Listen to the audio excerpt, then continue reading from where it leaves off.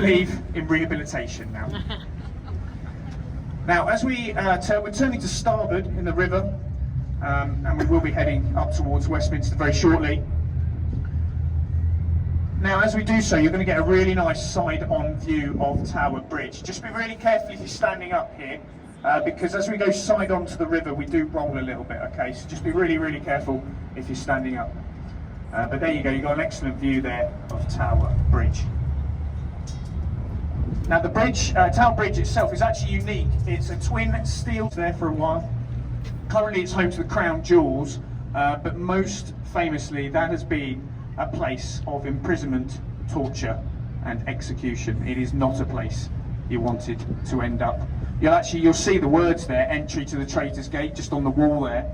Now on a low tide you'd have been taken through there by a waterman of the day if you were found to be an enemy of the state, and you'd have spent your last night on earth in the tower.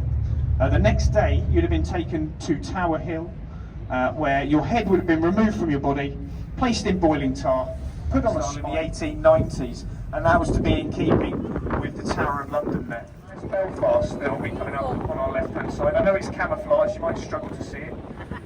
Now HMS Belfast, it was named Belfast because it was constructed in Belfast, Northern Ireland, and it was actually built in the same shipyard that the Titanic was built in, the Harland and Wolff shipyard.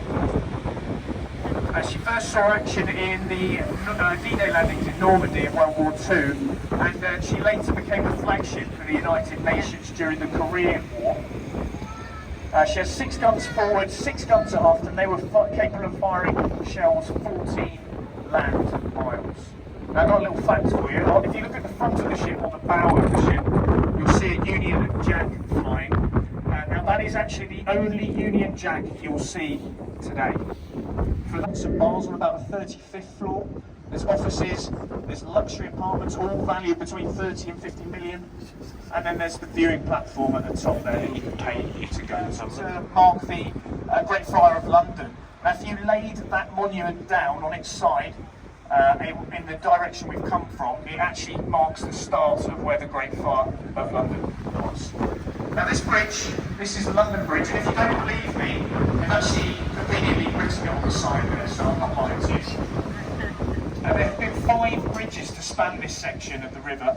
Good reason for that, it's quite shallow there. And the first people to build a bridge there were the Romans, and that bridge got torn. Now the next bridge, this is the Millennium Footbridge that we're just approaching. It was opened by Queen Elizabeth II in June 2000, and it was actually shut 3 hours later because as people walked across this bridge, it actually began to wobble, and it got the nickname the Wibbly Wobbly Bridge. It cost £5 million to renovate, and it had only been open for 3 hours. So if you've got any Harry Potter fans on board, then that bridge was, you might recognise it from a film. They're flying over there on Bridge 2 here. The first is the railway bridge. It's actually a train station, Blackfriars train station, that spans the width of the river. It was used in a Mission Impossible film, shows on the West End. Now you might get a good opportunity for a photo here, folks. You've got Waterloo Bridge, London Eye in the background, and you might get a good view of Big Ben there. So we do get some good photo opportunities at this spot on the West End. Now you might get a good opportunity for a photo here, folks. You've got Waterloo Bridge, London Eye in the background, and you might get a good view of Big Ben there. So we do get some good photo opportunities at this spot. It was reconstructed by an almost entirely female workforce, and that was during the Second World War, when a lot of the men were fighting on the continent. They constructed it in Portland stone, which is a very expensive stone. It's quarried on the south coast of England. But to this day, that bridge remains the only bridge in London to be built on time and under budget. Just on our right hand side now. That was donated to England by a very grateful Egyptian viceroy, and that was after our victory over Napoleon at the Battle of the Nile. That's the oldest thing you'll see in London. It dates back over New York Central Park. Now I'm going to need some participation in a moment on the top deck. We're coming up to Charing Cross Railway Bridge, and it is flanked by the Jubilee walkways. And what we're going to do as we get closer, the captain's going to toot the horn, and I want you all to wave at these people, and I'll explain why in a moment. Make sure they wave back though. So here we go. Hello folks. Are they waving? They are. Right. Now we do this for a good reason, because if they're waving at us, their hands are occupied and they won't throw anything at us. So we'll have another go. Hello folks. Don't be too offended if they don't wave, guys. It just means they're from London and they're miserable. That's the only spot actually where we're going to go under a railway line and over one, because the Northern Line Underground runs right under that spot there. Years.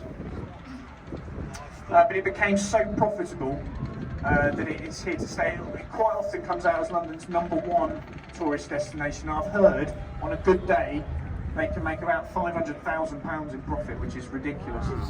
You can see why it stays. There are 32 pods, and that represents the 32 because British Airways, they deem that to be unlucky. It was brought up in sections on barges up the river in the pod, but we don't recommend that. Marriage, of course, that is. Just on the, if you're looking at the London Eye, if you look to the right of the London Eye, you'll see a building, County Hall. Now that used to be home to the Mayor of London. But today you'll find much more important things in there. Shrek's Adventure, the London Dungeons, and there's an aquarium as well. But this actually marks the start of the South Bank walk to the river, so you're going to get a really nice view of it there. And actually there's a few towers of note, so I'll mention the towers. The furthest one is the Victoria Tower. And hands up, you can see a big name for the giant bell inside that chimes on the hour every hour. The tower itself is officially known as the Elizabeth Tower, named after Queen Elizabeth II. It's just affectionately known as Big Ben by Londoners and, of course, around the world. It's actually just gone under some renovation work. It took about 4 years. It was covered in scaffolding, so you're seeing it back to its full glory now.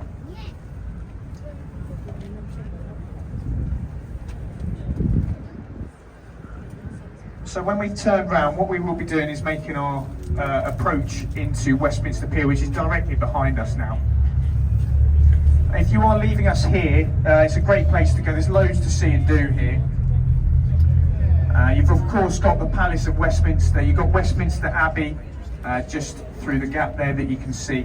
And it's a very short walk to Buckingham Palace, of course. And you're not far away from London's #1 lockdown nightclub, otherwise known as 10 Downing Street. That's just round